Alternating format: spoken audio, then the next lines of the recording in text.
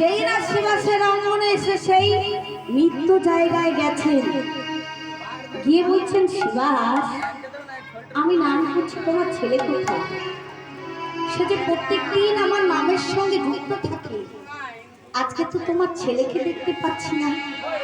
শিবাস মধু কোথায়? মধু কোথায়? এই নামে আনন্দ পাচ্ছি না কেন? সেই মধু না থাকলে তো আমি আনন্দ পাচ্ছি না। একবার মধুকে ডেকে দাও। এবার বলুন তো বাবা কি চুপ থাকতে পারে?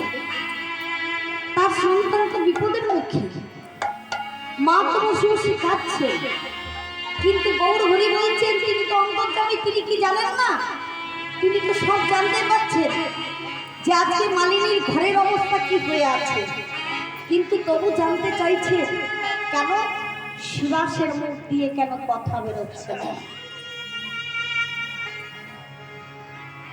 শিবাসের মুখ দিয়ে কথা বার করার জন্য যেমন তরুণী সেন এসেছিলেন কোথায়?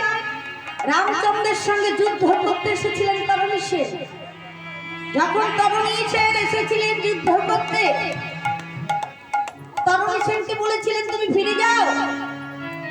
তরুণী বলছেন না আমি যোদ্ধা, আমি তো যুদ্ধ করতে এসেছি, আমি ফিরে তো যেতে আসিনি।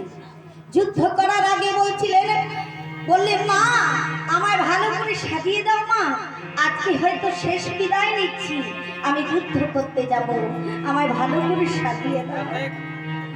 মা আমার বলছেন ওরে বাছা তুই কি জানিস তুই কার সঙ্গে যুদ্ধ করতে যাচ্ছিস?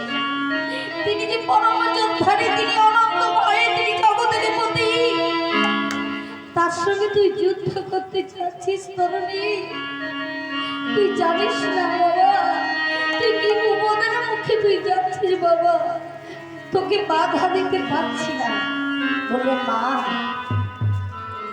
আমাদের এই ক্ষেত্রটা হচ্ছে যুদ্ধক্ষেত্র, কারণ এই কুরুক্ষেত্র যখন শুরু হয়েছে যুদ্ধ তো আমাকে করতেই হবে।